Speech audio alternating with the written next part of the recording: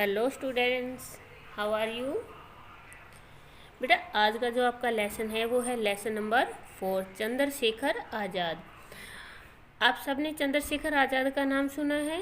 ये वही देशभक्त थे जिन्होंने हमारे देश के लिए अपने प्राणों को न्यौछावर कर दिया था। आज हम चंद्रशेखर आज़ाद की लाइफ के बारे में पढ़ेंगे। क्रांतिवीर चंद्रशेखर आज़ाद का जन्म 23 जुलाई 1906 ईस्वी को भाबरा गांव, झाबुआ, मध्य प्रदेश में पिता पंडित सीताराम तिवारी और माता जगरानी देवी के घर हुआ था। कि क्रांतिवीर क्यों बोलते हैं? क्योंकि ये क्या थे? क्रांति करने वाले थे। और इनका जन्म कब हुआ था? 23 जुलाई 1906 ईस्वी को हुआ था। कहाँ पे?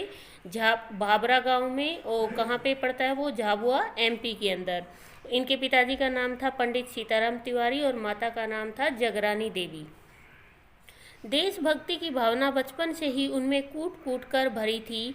यह घटना उस समय की है जब अंग्रेजों के विरुद्ध गांधी जी ने देश में असहयोग आंदोलन शुरू किया था।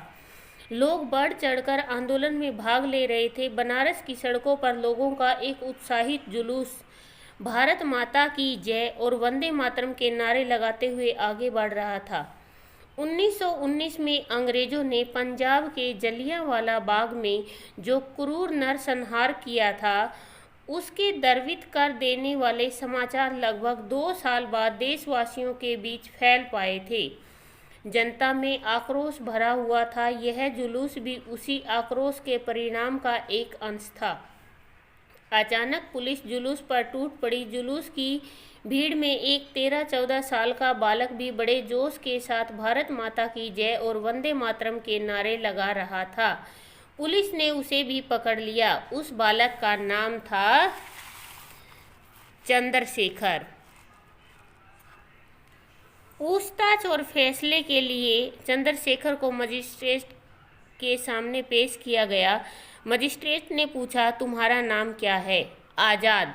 बालक ने निर्भीकता के साथ उत्तर दिया। पिता का नाम? मजिस्ट्रेट ने नाराज होते हुए पूछा।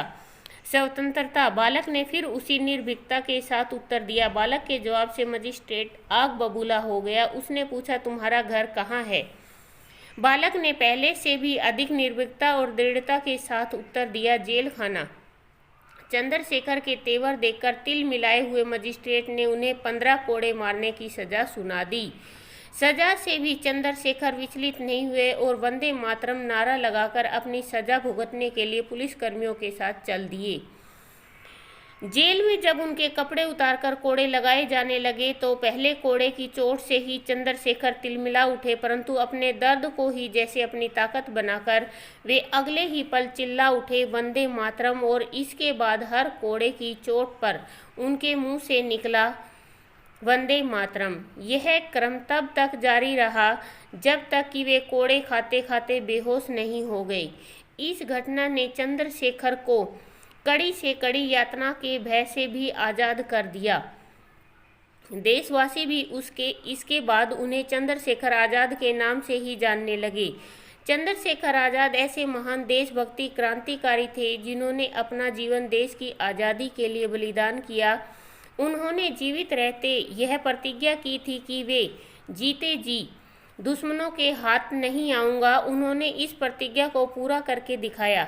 27 जनवरी 1931 के दिन प्रयाग के अल्फ्रेड पार्क में अंग्रेजों से हुई मुठभेड़ में एक अंतिम गोली बचने पर उन्होंने स्वयं को गोली मारकर अपनी जीवन लीला समाप्त कर ली। सचमुच अंग्रेजों की पुलिस बहुत कोशिशों के बाद भी जीते जी इस महान क्रांतिकारी को गिरफ्तार नहीं कर पाई। आज इस महान क्रांतिकारी का नाम भारत के स्वर्णिम इतिहास में हमेशा हमेशा के लिए अंकित हो गया। ये आपका लेसन था चंद्रशेखर आज़ाद। अगर आप लोगों को मेरा पढ़ाया हुआ पसंद आता है तो प्लीज़ चैनल को लाइक, शेयर और सब्सक्राइब ज़रूर कर देना।